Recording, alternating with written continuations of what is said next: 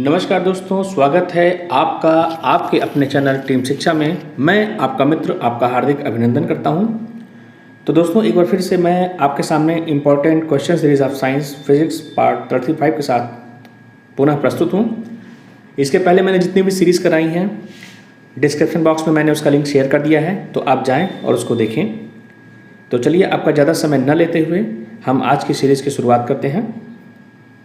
ये कुछ हमारे क्वेश्चंस ऑफ द डे होते हैं जिनके बारे में हम बाद में डिस्कस करेंगे। चलिए पहले प्रश्न से शुरुआत करते हैं। देखिए, इसमें बता रहा है, जब सूर्य के प्रकाश में चलने वाला व्यक्ति एक अंधेरे कमरे में प्रवेश करता है तो वह थोड़ी देर के लिए स्पष्ट रूप से देखने में सक्षम नहीं होता है। तो देखिए, जो हमारी आइरिस होती है, ये मान लीजिए कि हमारी आँख, ये जो बीच में जो हमारा काला वाला हिस्सा होता है, इसको हम कहते हैं आइरिस या हिंदी में कहते हैं पुतली। तो आइरिस का काम क्या होता है कि अमाउंट ऑफ लाइट को कंट्रोल करने का काम करती है।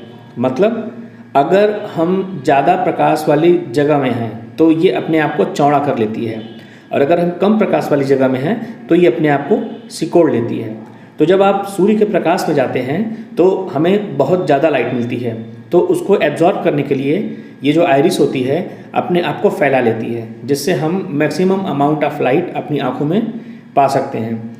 लेकिन अगर हम धूप से जैसे ही कमरे में आते हैं, हमारी जो आइरिस रहती है वो अभी भी चौड़ी रहती है, तुरंत नहीं सिकुड़ती है। तो हमें क्या लगता है कि चीज़ें चमकती हुई दिखाई देती हैं, कुछ स्पष्ट नहीं दिखाई देता है। धीरे धीरे जब हमारी आइरिस सिकुड़ जाती है तो वहाँ पे जितनी अमाउंट ऑफ लाइट है उसको कंट्रोल्ड मैनर में अपने अंदर ले सकने में सक्षम होती है। तो यही कारण है कि जो आइरिस होती है वो पुतली को तुरंत पतला नहीं कर पाती है। तो इसका ऑप्शन हो जाएगा डी।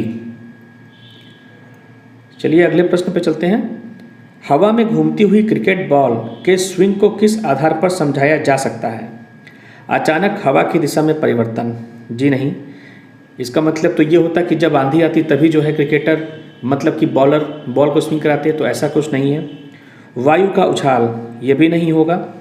हवा से उत्पन्न होने वाली अशांति, अशांति का मतलब होता है दोस्तों टर्बुलेंस, इसको हम कहते हैं टर्बुलेंस, डिस्टर्बेंस होता है। और यही कारण है कि जब हम बॉल को स्विंग कराना चाहते हैं तो हम स्विंग करा लेते हैं। इसमें क्या करता है कि जो बॉलर होता है आधी गेंद को इस तरीके से पकड़ता है कि आधी गेंद बाहर निकली जाती है, और जब उसको एक वेलोसिटी के साथ फेंकता है तो हवा में होने वाली थोड़ी बहुत टर्बुलेंस उसको स्विंग प्रदान करती है। तो हमारा जो ऑप्शन होगा वो सी होगा। बर्नौली का प्रमेय मैंने आपको बताया है कि अगर कोई अशांत और असंपीड्य द्रव है और अगर उसमें धारा रेखीय प्रवाह हो रहा है और वो किसी पाइप से गुजरता है, तो उस पाइप के प्रत्येक बिंदु पर उसके एकांक द्रव्यमान या आयतन में टोटल ऊर्जा का जो योग होता है वो नियत होता है। और उसमें कौन कौन सी ऊर्जा होती है? प्रेशर एनर्जी, काइनेटिक एनर्जी और पोटेंशियल एनर्जी। तो चलिए अगले प्रश्न पे चलते हैं। सर्दियों में एक ही मोटी शर्ट की तुलना में दो पतली शर्ट हमें गर्म क्यों रखती है? सबसे पहले तो मैं आपको बता दूं कि जो हमारा एयर होता है, ये एयर होता है हमारा बैड कंडक्टर, ठीक है। इसमें से करंट फ्लो नहीं होता है, ये बैड कंडक्टर होता है। तो इसका फ़ायदा क्या होता है कि मान लीजिए कि एक हमारी ये शर्ट है, मैं रफ डायग्राम बता रहा हूँ, और एक हमारी ये दूसरी शर्ट है। तो इन शर्ट्स के बीच में जो स्पेस होता है, जो गैप होता है, उस गैप में हमारा एयर भर जाती है। और एयर क्या करती है? इंसुलेशन का काम करती है, और वो हमारे शरीर की गर्मी को बाहर निकलने नहीं देती है। जबकि हम एक मोटी शर्ट पहनते हैं तो वो इतना एयर गैप नहीं मिल पाता है।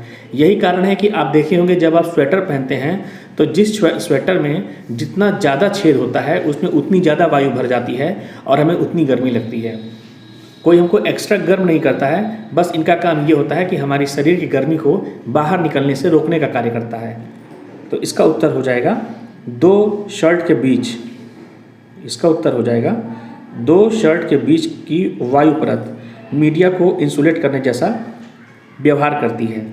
तो अगले प्रश्न पे चलते हैं। एक फोटोसेल में ऊर्जा परिवर्तित हो जाती है।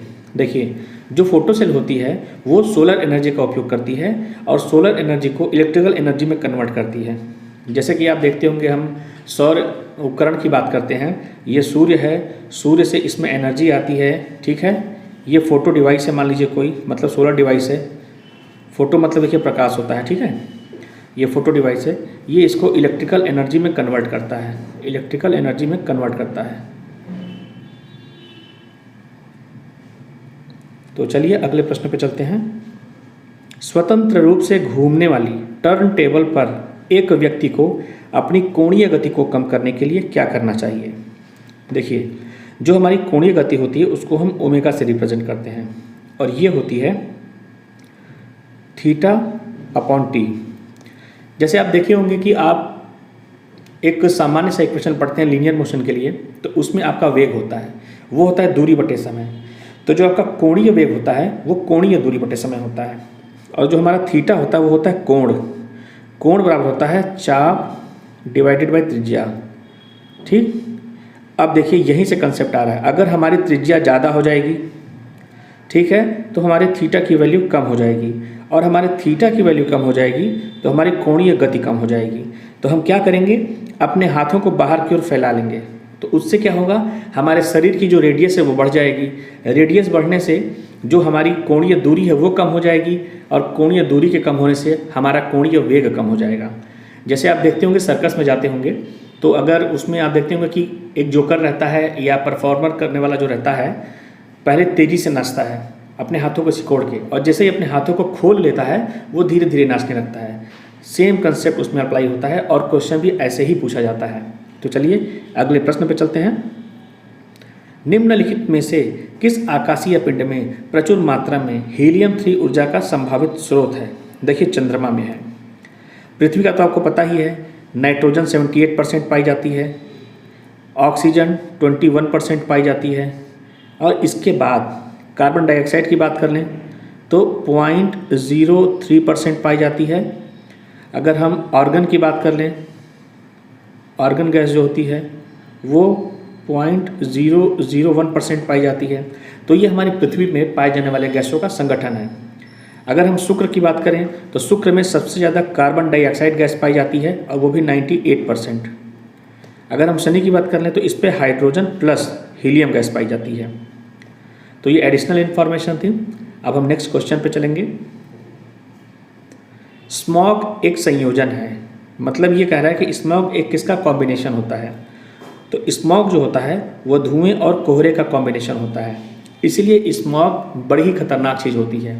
धुएं का मतलब होता है कि उसमें डिफरेंट पार्टिकल्स होते हैं, डस्ट पार्टिकल्स होते हैं, और जो हमारे गाड़ियों से निकलने वाले धुएं होते हैं वो होता है, प्लस कोहरा होता है। तो ये क्या होता है कि एक जगह जब जमा हो जाता है तो वहाँ से जल्दी साफ़ नहीं होता है। तो इससे सबसे महत्वपूर्ण रूप से दो हानियाँ होती हैं। एक कि हमको विजिबिलिटी नहीं दिखाई देती है और वहाँ पर एक्सीडेंट होने के चांसेस रहते हैं। दूसरा, ये पॉल्यूशन को कंडेंस कर देता है, इतना ज़्यादा पॉल्यूट कर देता है कि अगर आप वहाँ से गुजरेंगे तो आपकी आंखों में जलन होगी, अगर आप वहाँ पर सांस लेंगे तो आपके फेफड़े में जलन होगी, और विभिन्न प्रकार की बीमारियाँ होने का खतरा रहता है। चलिए हम अगले प्रश्न पर चलते हैं।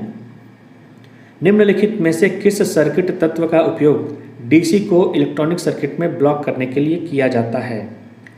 तो देखिए, जो हमारा प्रतिरोध होता है वो क्या करता है, वो करंट का विरोध करता है, ठीक है, करंट को फ्लो नहीं होने देता है, ये करता है करंट का विरोध। जो हमारा कैपेसिटर होता है, यही हमारा उत्तर है। कैपेसिटर का काम क्या होता है कि डीसी को इलेक्ट्रॉनिक सर्किट में ब्लॉक करने के लिए प्रयोग किया जाता है। अब हम डायोड की बात कर लें तो डायोड क्या करता है, करंट को एक डायरेक्शन में फ्लो करता है, ठीक है, करंट को एक डायरेक्शन में फ्लो करता है। और जो इंडक्टर होता है वो करंट को या इलेक्ट्रिक को मैग्नेटिक एनर्जी के रूप में स्टोर करता है, मैग्नेटिक एनर्जी के रूप में स्टोर करता है, ठीक है।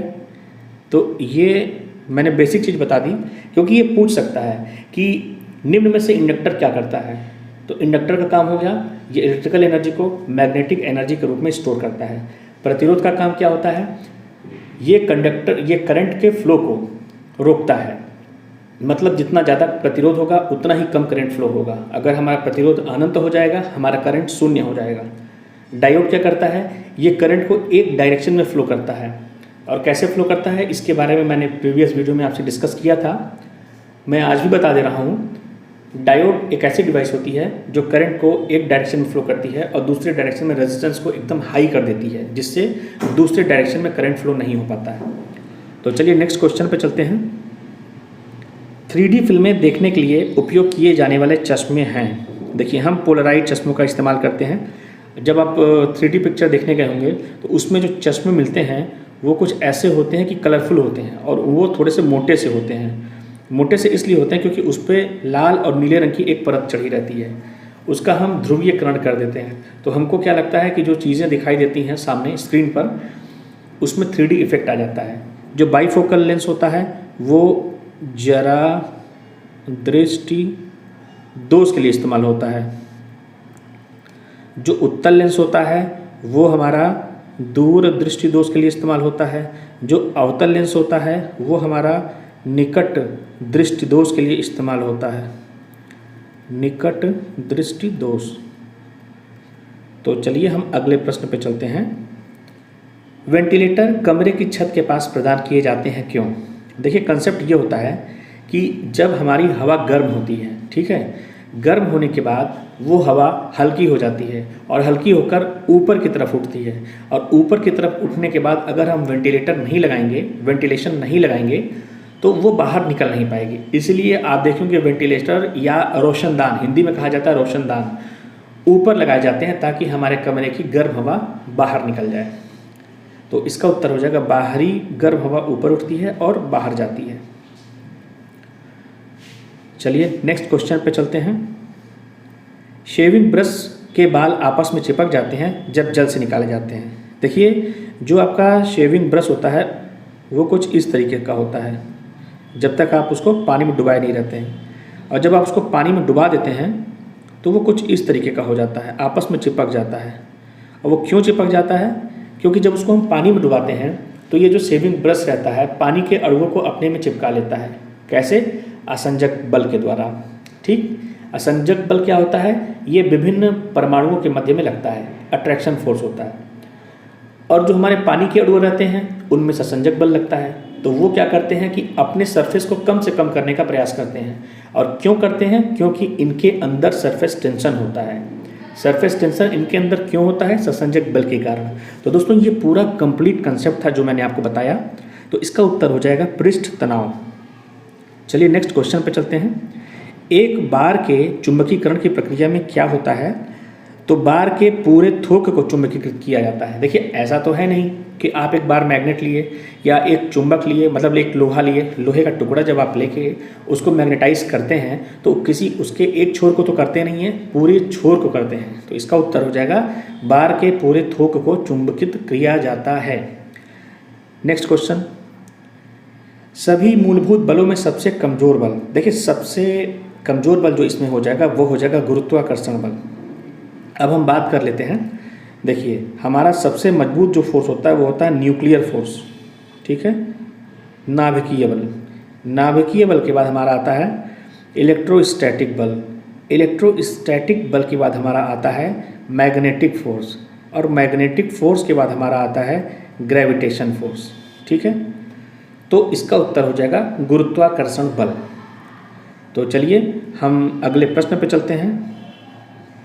देखिए, एक चीज़ और हम आपको बता दें, ये जो भी बल हैं, जितने भी प्रकार के बल आप देख रहे हैं, इनको हम नॉन कॉन्टैक्ट फोर्स भी कहते हैं। प्रश्न दूसरे प्रकार से पूछ सकता है कि नॉन कॉन्टैक्ट फोर्स कौन से होते हैं? नॉन कॉन्टैक्ट फोर्स होते हैं ये सब, ठीक है। नॉन कॉन्टैक्ट मतलब बिना संपर्क के लगने वाले बल। देखिए, ग्रेविटेशन है, अर्थ और सन के बीच में लग रहा है, इनमें कोई कांटेक्ट नहीं है। इलेक्ट्रॉन प्रोटॉन के बीच में लगने वाले न्यूक्लियर बल में कोई कांटेक्ट नहीं है। ऐसे ही अगर हम मैग्नेट की बात करें तो मैग्नेट अगर हम आसपास रखे हैं तो एक दूसरे को अट्रैक्ट करता है, तो इनमें भी बिना कॉन्ट्रैक्ट के फोर्स लगता है। तो ये पूछ सकता है बिना संपर्क वाले बल कौन से हैं। तो चलिए नेक्स्ट क्वेश्चन पे चलते हैं। हवा में ध्वनि का वेग किसके परिवर्तन के साथ नहीं बदलता है? देखिए, मैंने बताया था कि जब टेम्परेचर बढ़ता है तो ध्वनि हमारी 0.61 मीटर पर सेकंड के स्पीड से बढ़ती है। दूसरी बात, अगर हमारी नमी बढ़ती है तो ध्वनि की चाल बढ़ जाती है। अगर ध्वनि के प्रसार की दिशा में पवन है तो ध्वनि की चाल बढ़ जाती है। एक चीज़ है प्रेशर, प्रेशर का ध्वनि की चाल पे कोई प्रभाव नहीं पड़ता है। प्रेशर में परिवर्तन होने से ध्वनि की चाल नहीं बदलती है। तो नेक्स्ट क्वेश्चन पे चलते हैं। अधिक ऊंचाई पर सांस लेना मुश्किल होता है क्यों? वायुदाब कम होने के कारण। जैसे जैसे आप ऊपर जाते हैं तो होता क्या है कि जो प्रेशर होता है वो कम होते जाता है। अब प्रेशर कम होते जाता है और दूसरी चीज़ क्या होती है, देखिए हमारा जो प्रेशर है वो कम हो गया, हमारा जो ऑक्सीजन है वो भी कम हो गया, लेकिन हमारे शरीर के अंदर प्रेशर जो रहता है वो हमारा मेंटेन रहता है। तो प्रॉब्लम क्या होती है कि मान लीजिए कि हमारी ये बॉडी है, ठीक, इस बॉडी के अंदर जो है हमारा प्रेशर P है और जैसे जैसे हम ऊपर जाएंगे यहाँ पर प्रेशर P डैश लगेगा और हमारा जो P है P is greater than P dash. तो इसका मतलब क्या हुआ? इसका मतलब ये हुआ कि ये नेचर होता है कि हवा हाई प्रेशर से लो प्रेशर की तरफ जाती है, ना कि लो से हाई। तो अब जब हम पहाड़ पे चढ़ेंगे तो बाहर लो प्रेशर, हमारे शरीर में हाई प्रेशर, तो हमको हवा को खींचना पड़ेगा। इसलिए आप जैसे जैसे ऊपर जाते हैं आपको सांस लेने में भारीपन लगता है, और दूसरी चीज़ जैसे जैसे ऊपर जाते हैं ऑक्सीजन की कमी होती जाती है। तो ये दोनों कारण हैं कि हमको सांस लेने में कठिनाई होती है। तो नेक्स्ट क्वेश्चन पे चलते हैं। एक उपग्रह में चम्मच एक अंतरिक्ष यात्री के द्वारा गिरा दिया गया था तो क्या होगा? देखिए वो उपग्रह की गति का अनुसरण करना जारी रखेगा और वो उसी कक्षा में घूमता रहेगा जिस कक्षा में उपग्रह घूम रहा है। नेक्स्ट क्वेश्चन पे चलते हैं। जब एक पिंड को पृथ्वी से चंद्रमा पर ले जाया जाता है, सबसे पहली बात आपको बता दें कि जो हमारा द्रव्यमान होता है, ठीक है, जो हमारा द्रव्यमान होता है वो होता है कांस्टेंट। क्योंकि द्रव्यमान क्या होता है? हमारे शरीर में जो पदार्थ होता है उसका जो वजन होता है उसको हम द्रव्यमान कहते हैं। तो हमारे शरीर में जो पदार्थ है वो हमेशा कांस्टेंट रहता है। ऐसा तो है नहीं हमारी हड्डी गल जाती है या हमारा चमड़ा गल जाता है, वो सब सेम रहेगा। बदलता क्या है? हमारा भार बदलता है, क्योंकि हमको पता है W = m/g होता है। तो अब इसमें W क्या है? G पर डिपेंडेंट है। तो अगर G चेंज होगा तो हमारा W भी चेंज होगा। तो देखिए इसका जो ऑप्शन बी, वजन में परिवर्तन होता है लेकिन द्रव्यमान समान रहता है, यही इसका आंसर होगा। नेक्स्ट क्वेश्चन पर चलते हैं। मापने के लिए बोलोमीटर का प्रयोग किया जाता है तो बोलोमीटर क्या मापता है? तो बोलोमीटर का जो कार्य होता है वो फ्रीक्वेंसी मेजर करने का कार्य होता है, ठीक है। फ्रीक्वेंसी मेजर करने के लिए हम बोलोमीटर का इस्तेमाल करते हैं। बाकी वेग के लिए आपको पता ही है स्पीडोमीटर इस्तेमाल होता है, स्पीडोमीटर, ठीक है। और टेम्परेचर के लिए थर्मामीटर इस्तेमाल होता है, ठीक है, थर्मामीटर हो गया। तो चलिए हम अगले क्वेश्चन पे चलते हैं। एक व्यक्ति को पत्थर पर मारने के कारण चोट लगती है क्यों? उसका जवाब है क्रिया प्रतिक्रिया बल के कारण। न्यूटन का तीसरा नियम ये बताता है कि यदि हम किसी वस्तु पर बल लगाते हैं तो वह वस्तु विपरीत दिशा में उतना ही बल लगाती है। यही कारण है कि जब हम पत्थर को अपने पैर से मारेंगे तो पत्थर भी उतने ही बल से हमारे पैरों पर फोर्स लगाएगा, जिस वजह से हमको चोट लग जाती है। तो नेक्स्ट क्वेश्चन पर चलते हैं। शुद्ध घरेलू विद्युत परिपथ में फ्यूज जब पिघलता है तो उसमें उच्च वृद्धि होती है। देखिए हमारे घर आप ऐसे ही सोचिए कि लाइट अगर बहुत तेज़ आ जाती है तो हमारा जो सर्किट है वो मेल्ट हो जाता है। तो हमारे घर में वोल्टेज नहीं, हमारे घर में करंट तेज आने के कारण ऐसा होता है, ठीक है। तो इसका उत्तर हो जाएगा करंट। और देखिए ऑप्शंस में अगर वोल्टेज रहता और करंट रहता तो आप कंफ्यूज हो जाते हैं, लेकिन इसमें ऑप्शन देखिए क्या दिया है, प्रेरकत्व, प्रेरकत्व से कोई लेना देना नहीं है, रेजिस्टेंस से कोई लेना देना नहीं है, और कैपेसिटेंस से भी कोई लेना देना नहीं है। तो इसका उत्तर वैसे भी करंट हो जाता है। तो दोस्तों ये थी हमारी आज की श्रृंखला। उम्मीद करते हैं आपको हमारी आज की श्रृंखला भी पसंद आई होगी। तो इस वीडियो को ज़्यादा से ज़्यादा देखें, लाइक करें, शेयर करें और सब्सक्राइब करें।